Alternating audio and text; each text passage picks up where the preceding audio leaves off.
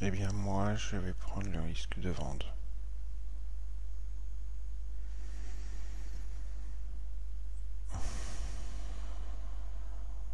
J'ai pas encore pris ma décision en fait.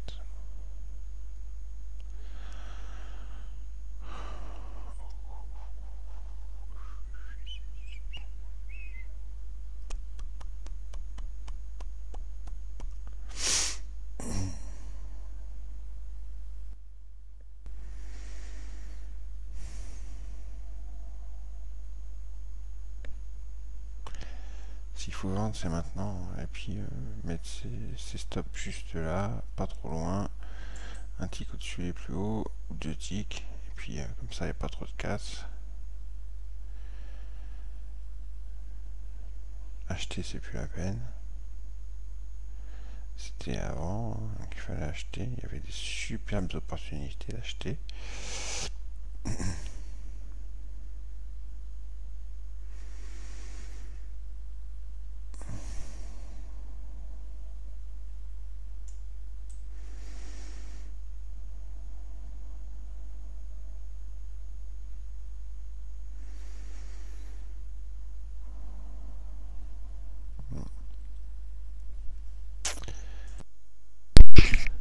J'ai vendu en fait le Mido sur un excès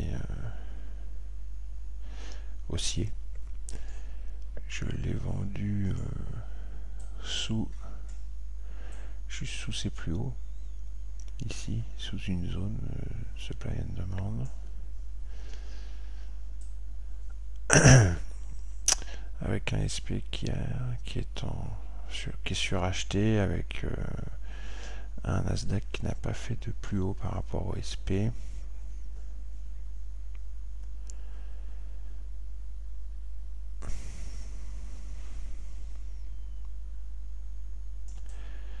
Un SP qui d'ailleurs cale sous une zone de supply and demand aussi.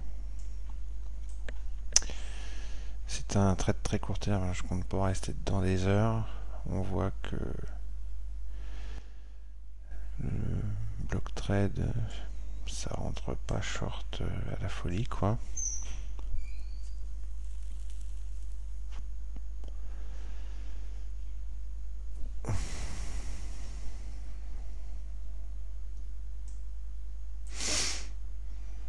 C'est super bullish, hein, c'est très risqué. Très risqué. Hyper risqué. Mais il va y avoir une correction, il va y avoir un retracement, c'est obligatoire. Maintenant, mon stop, je vais le mettre ici, au-dessus de la zone.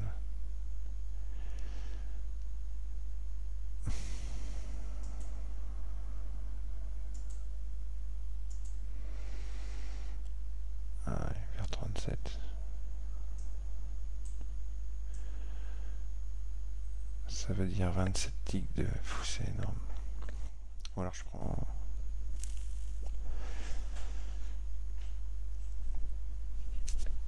C'est énorme comme stop. Non, ça va pas.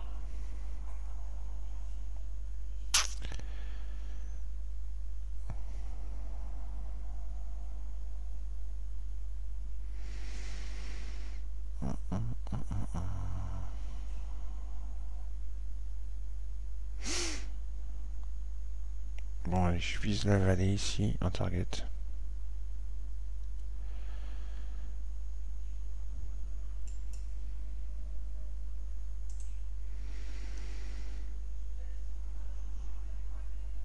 Et je mets mon stop juste au-dessus les plus hauts. Ici. Voilà, allez. Ça fait un ratio de 1 pour 1. C'est super risqué, mais ça peut valoir le coup. Ce qu'on peut faire, c'est mettre une target ici. Et une target ici.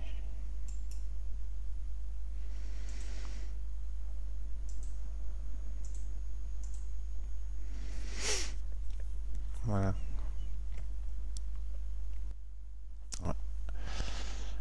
Ça commence à partir.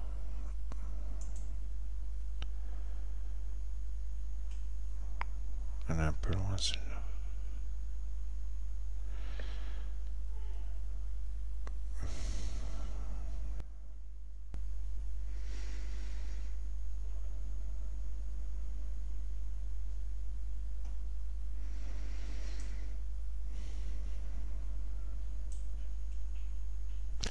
Ok, on va attendre maintenant.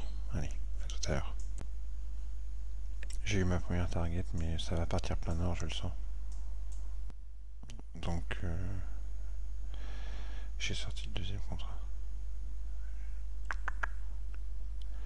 À 0. Non, je suis pas encore sorti. Si, il est sorti.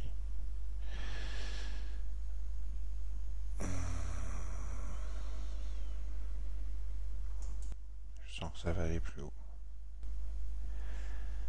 Je le sens, je le sens. Alors, certains pourront dire acheter les plus hauts, c'est de la folie, mais il y a un petit retracement sur le SP, un balance acheteuse. Volume spread toujours très haussier. À chaque fois qu'on fait des petits retracements comme ça, on repart plein nord à chaque fois. Le Nasdaq a l'air en forme.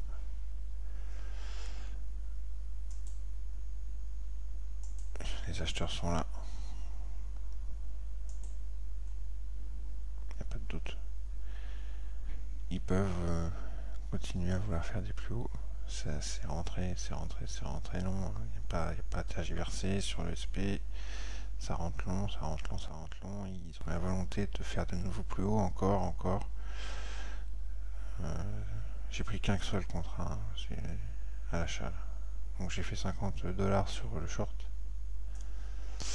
Et là je suis long d'un contrat. J'ai pas de target. Ça peut aller très haut. Il est haut encore, 21h. Ça peut aller très très haut. À tout à l'heure. J'ai rajouté 2 contrats en bas de la boîte. Ici, on a une petite boîte.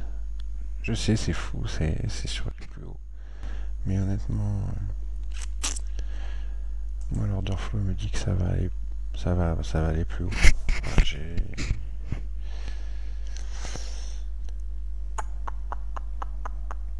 Voilà, de toute façon, c'est sûr que si on casse la vallée, là, je sortirai et puis c'est tout. Je vais pas chercher midi à 14h. Si on revient un petit peu trop bas, là, je sors. Je vais enlever les étiquettes là, parce qu'on voit rien. Je la mettrai après. Si on retrace trop, je sortirai en perte et puis voilà, ça sera une mauvaise soirée. Ça arrive, ça peut arriver. C'est pas grave. Bon voilà, on est en plein dedans. Hein. Vous voyez, on peut acheter des plus hauts, c'est pas complètement inconscient quand on sait ce qu'on fait et qu'on a les bons outils, les bonnes informations. Je vais sortir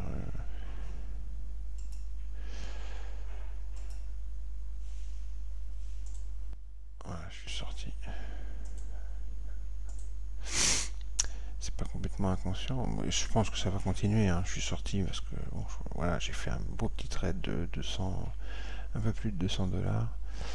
Mais je pense que ça peut largement continuer plus haut. Largement. Voilà. Bon. Nasdaq, lui, poupou, ça dépote. Le SP, ça dépote un petit peu moins, mais c'est normal, il est un petit peu plus long. Mais bon, il a déjà fait une belle accélération quand même là. Voilà, allez. On peut acheter des plus hauts. Je suis pas un scalper contrarien systématique. Au contraire, mes plus hauts trades, je les fais dans le sens de la tendance. Mais voilà, on peut faire les deux, mais je privilégie pas l'un par rapport à l'autre. Scalping contrarien, vous voyez, j'ai pris que 50 $. Mais j'avais pas beaucoup plus à prendre. Hein. J'ai pris le maximum de ce que je pouvais prendre. Que là, dans le sens de la tendance, quand on prend une accélération, on peut prendre beaucoup plus. Et en plus, sachez quand même que le mini-do, c'est pas un actif de cassure. Alors imaginez sur des actifs de cassure comme le DAX, le crude ou le gold, ce que ça peut donner ce genre de trade. Allez, bonsoir, ciao. Ah oui, j'ai oublié de vous dire, je voulais dire que je vais vous faire une vidéo là prochainement, cette semaine ou ce week-end, sur la dernière version de Bookmap, la 3.9.2, qui est très intéressante.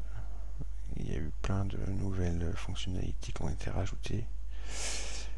Donc c'est en préparation, ça va bientôt sortir. Ciao!